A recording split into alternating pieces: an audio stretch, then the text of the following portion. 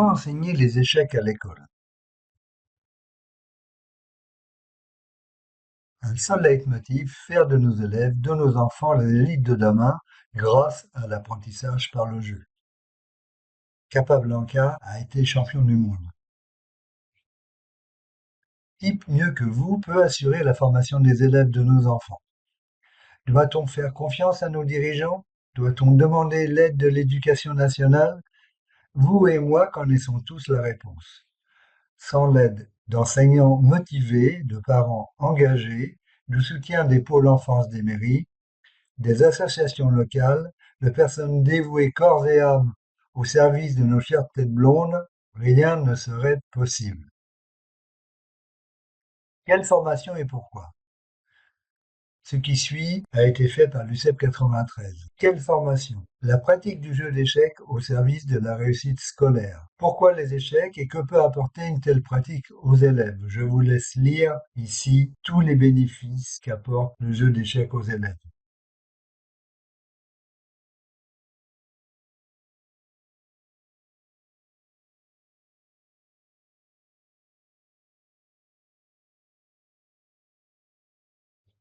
Et comme vous pouvez le voir, il stimulerait l'attention et la concentration, le jugement, l'imagination et la prévoyance, la mémoire, la volonté de vaincre et la maîtrise de soi, l'esprit de décision, la logique mathématique, l'esprit de synthèse, la créativité. Et j'en passe. Le jeu d'échecs est le socle commun des connaissances et des compétences. Alors, je ne vais pas rentrer dans le détail des connaissances et des compétences du socle commun. Vous connaissez, vous, en tant qu'enseignant, toutes ces informations. Je vais donc vous laisser lire ce document. Et comme vous le verrez, 4 piliers sont couverts. Les piliers 1, 3, 4 et 7.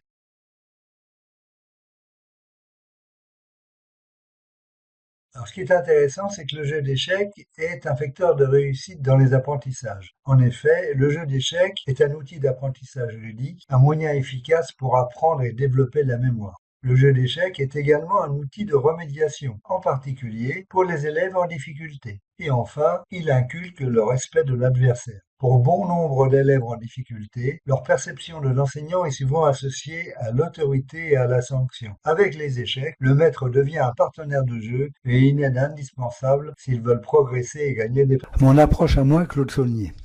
Alors, qui est Claude Saulnier? Claude est devenu ingénieur du Conservatoire national des arts et métiers, le CNAM, à l'âge de 33 ans.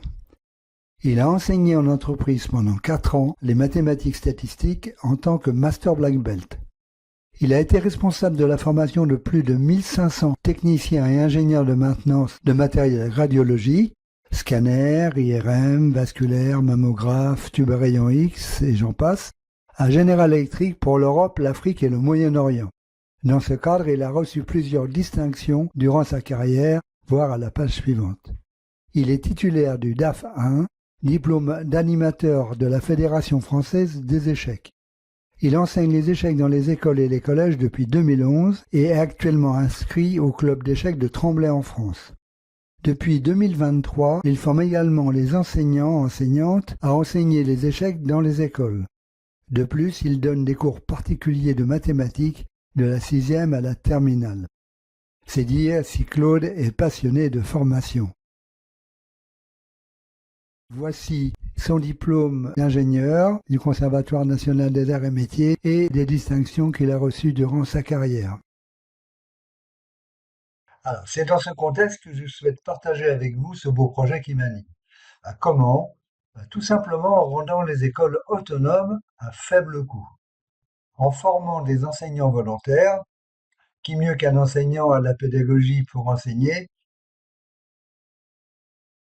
en formant des parents engagés, qui mieux qu'un parent sait ce qui est bon pour son enfant, et avec l'aide bienveillante, comme toujours, de Pôle enfance de chaque commune. Alors, est-ce que cela doit coûter cher pour être efficace? Bien évidemment, la réponse est non. Quels sont les postulats pédagogiques que nous allons utiliser? Soyez bienveillant avec vous-même. Vous avez le droit de vous tromper, et c'est en se trompant qu'on apprend. Il faut expérimenter, il faut essayer, et enfin, utiliser des concepts simples. Quel support de cours? Ce cours de niveau 1 comporte 30 leçons vidéo plus de bonus qui sont directement utilisables par l'enseignant. Il faut une connexion Internet pour pouvoir l'utiliser. Ce cours couvre jusqu'à 3 années scolaires si on dispense 10 heures de cours par an. Il y a également la possibilité d'acquérir les niveaux 2 et 3 de 30 leçons chacun, qui amènent à des niveaux Elo de 1200-1300. Il y a un support papier rempli par l'élève pendant la séance, qu'il pourra ranger dans son porte-vue pour consultation ultérieure ou s'il veut enseigner à des amis ou à sa famille. Il y a un problème d'échec et maths par séance à partir de la 5e séance, des échecs et maths en un coup pour le niveau 1 et des instructions précises pour chaque séance pour l'enseignant. Nous allons voir ensemble le contenu du cours de niveau 1 et pour cela, nous allons utiliser une carte mentale. Nous allons cliquer pour voir la vidéo. Nous allons voir la structure du cours d'échecs de niveau 1. Alors on lit le document dans le sens des aiguilles d'une montre. Donc on va d'abord commencer par voir l'échiquier. On verra les pièces. On verra comment on commence la partie, comment attaquer le roi, comment défendre le roi, comment faire partie nulle, les tactiques de base et des tactiques avancées. C'est très simple, on verra sa structure. En ce qui concerne les pièces, on verra plusieurs choses. On verra comment les reconnaître, combien elles valent, comment elles se déplacent, comment elles prennent, où sont les blancs dans les rangées 1 et 2, où sont les noirs dans les rangées 7 et 8. Comment commence-t-on la partie? Eh ben, on va construire deux châteaux, un château blanc, un château noir, et on verra que la dame aime sa couleur et que le roi n'aime pas sa couleur. Comment attaquer le roi? Eh ben, ça va être l'échec. Comment défendre le roi? On verra trois techniques pour pouvoir défendre le roi. On appelle ça le pif. Prendre, interposer ou fuir. Comment faire partie nulle? On verra le pat, qui est un cas assez classique. Et on verra 6 autres façons qui sont utilisées dans les tournois.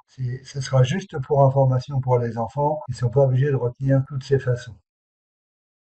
Nous verrons des tactiques de base. Alors, nous en verrons beaucoup. Il y a beaucoup de tactiques aux échecs. On commencera par prendre une pièce qui n'est pas protégée. On verra l'échange favorable. J'échange une pièce contre celle qui vaut plus. Plus d'attaquants que de défenseurs. 2 contre 1, 3 contre 2. On verra l'attaque double, c'est-à-dire qu'on attaque deux pièces. Alors, il y a deux façons de faire. On peut attaquer avec une seule pièce. C'est ce qu'on appelle l'attaque double ou communément par les joueurs d'échecs la fourchette. Et une attaque double avec deux pièces. Et dans les attaques doubles avec deux pièces, on en verra trois. On verra l'attaque double à la découverte. On va découvrir une pièce qui va en attaquer une autre pendant qu'on attaque la première. On verra l'échec à la découverte, c'est-à-dire que c'est la pièce de derrière qui fera échec. Et enfin, on verra à la découverte avec échec, c'est-à-dire qu'on fait un échec et la pièce de derrière attaque une deuxième pièce. On verra le clouage, deux types de clouage, le clouage absolu et le clouage relatif. Et on verra les enfilades, l'enfilade absolue et l'enfilade relative. Et enfin, nous verrons des tactiques avancées. Nous en verrons trois. Elles concernent le défenseur de pièces. Donc, on déplacera le défenseur de pièces pour pouvoir prendre la pièce qui était protégée, ou bien on le supprimera, ou bien on l'attirera. Bonne formation. J'ai rassemblé quelques citations. Je vous laisse les lire.